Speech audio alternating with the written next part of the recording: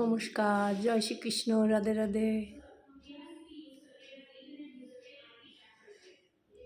এটা কি বলুন তো, কলার থোড় আছে না, মোচা, তো কেটে নুন হলুদ মেখে জলটা ফেলে দিয়েছি, সিদ্ধ করিনি কিন্তু ছাড়িয়ে কুচিয়ে নিয়েছি। তো জল নুন হলুদ আর দিয়ে চটকিয়ে জলটা ফেলে দিয়েছি। আর এর মধ্যে কী কী দেই শুধু দেখুন, সিদ্ধ করিনি, কাঁচা কিন্তু।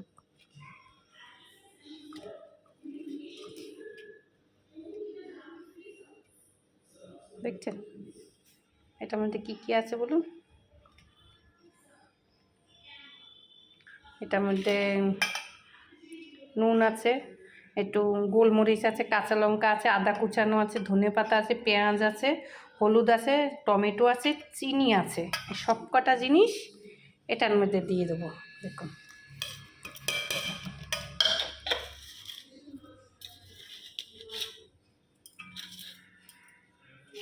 দিয়ে দেবো। আর এই যে বেসন রাখছি, বেসনটা দিয়ে দেবো। এখন শুধু মাখবো, কড়াইটা তেল দিয়ে নিই।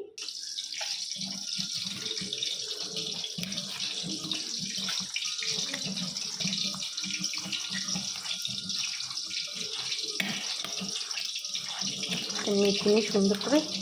আগে যে নুন দিয়ে চটকি হলুদ দিয়ে চটকি জলটা ফেলে দিয়েছিলাম না, ওই জন্য কি সুন্দর নরম হয়ে গেছে। বেশি বেসন দেবো না, নরম হয়ে গেছে সুন্দর। সেখানে তেলটাও গরম হচ্ছে, সরষের তেল দিয়েছি। দেখতে থাকুন কি করি এটা দিয়ে। আর এখানে মশলা রেডি করে রাখছি। এটার মধ্যে একটু আদা জিরা দিয়ে দিচ্ছি। এটার মধ্যে আদা জিরা কাঁচা লঙ্কা সব বাটা আছে, ধনে এর মধ্যে একটু দিয়ে দিচ্ছি। এটা দিয়ে তরকারি করব। আদা জিরা কাঁচা লঙ্কা, নুন, একটু পেঁয়াজ বাটা, টমেটো ঘষা, কাঁচা লঙ্কা, চিনি আছে, নুন আছে, ব্যাস। এটা রেডি করে ফেলছি। ভালো করে একটু মেখে নিই, সুন্দর করে মেখে ফেলছি। দেখুন একটুখানি হয়ে গেছে, কতটা ছিল দেখুন। তেলে দিয়ে দিই এখন।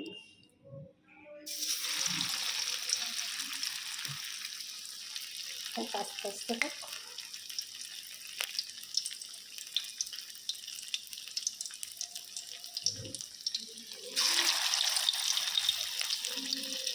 দিয়ে নিই, তারপর দেখাচ্ছি। হচ্ছে সুন্দর, বলতে নাই। আপনাদের ইচ্ছায় সব গোটা গোটাই চাইতে ভাবছিলাম ভেঙে যাবে, যেহেতু বেসন অল্প দিয়েছিলাম। নুন দেওয়ার পরে জলটা ছেড়ে যায় না, সেটা অনেক পরিমাণটা বেশি লাগে, তখন বেশি বেসন পড়ে গেলে না ভালো লাগবে না খেতে। এতে আগে থাকতে জন্য নুন দিয়ে মেখে জলটা ফেলে দেবেন আপনারা, তাহলে বেসন টেসন যাই দেবেন কম লাগবে, তাহলে জিনিসটার টেস্ট ভালো আসবে। আগেই বলে দিচ্ছি আপনাদেরকে। নতুন রেসিপি, দেখা যাক কতদূর কী করতে পারি।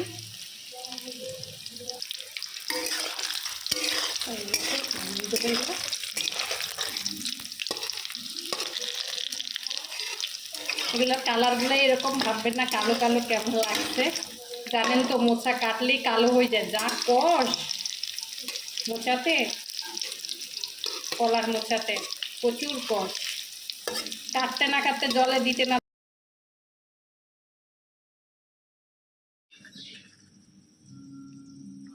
জিরা, গরম মশলা, তেজপাতা, তেলটা হয়ে গেছে।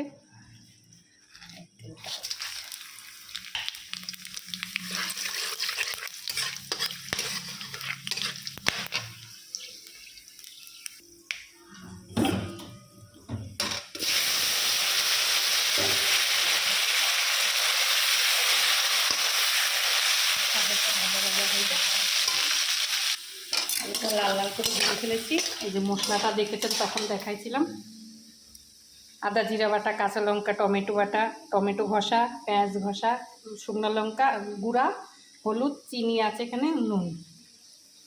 এটা ভাজা হয়ে গেছে, এর মধ্যে একটু জল মিলিয়ে দিয়ে দিই, সব এটার মধ্যে দিয়ে দেবো।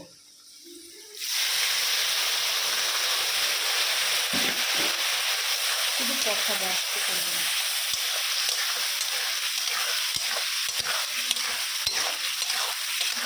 হালকা কষানো হয়। এটা কষানো হয়ে গেছে, নামাবো এখন।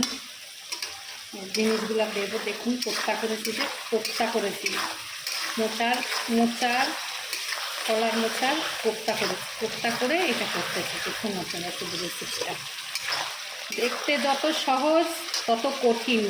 যে জিনিসটা করেছি আমি, এত ভিডিও বানাইছি, এইটা হলো সবচেয়ে কঠিন জিনিস। বাছো, ধো, পরিষ্কার করো, তাকে মেরিনেট করো, তাকে ঠিকঠাক করে রান্না করো, গুছায় গাছায়। সবচেয়ে ঝামেলা এই মোচার রান্নাটায়। দেখতে মনে হয় অনেক সোজা, কিন্তু অনেক কঠিন। কঠিন মনে করলে কঠিন, কঠিন না মনে করলে কিছু না, যদি মনের ইচ্ছা থাকে, চাহিদা থাকে। হয়ে গেছে, দিয়ে দেবো জিনিসগুলো।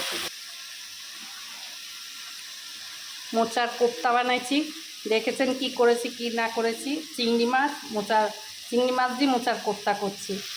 দেখুন এখন এটা দিয়ে দেবো, জাস্ট দিয়ে দেবো।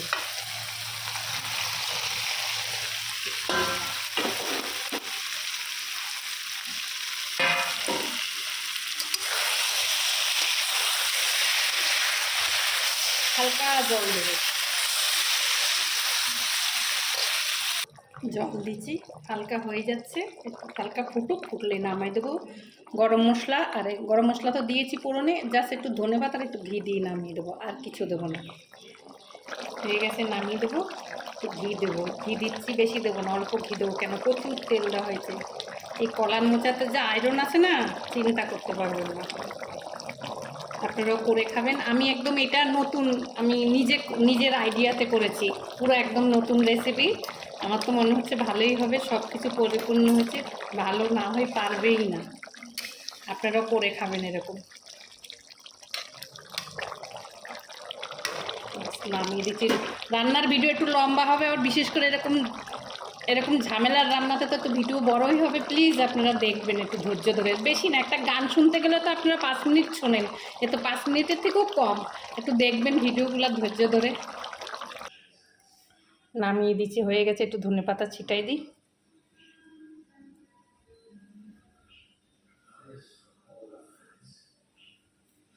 পুরো নিজের আইডিয়াতে করেছি, আপনারা করে খাবেন, খারাপ লাগবে না। প্রবাসী ভাইরা যে যেখান থেকে আমার ভিডিওগুলো দেখেন, লাইক কমেন্ট শেয়ার করবেন। আর আমার ইউটিউব চ্যানেলে দেওয়া থাকবে টুলু দেবনাথ, আমার ফেসবুকও দেওয়া থাকবে টুলু দেবনাথে, আপনারা যেখান থেকে খুশি দেখে নেবেন।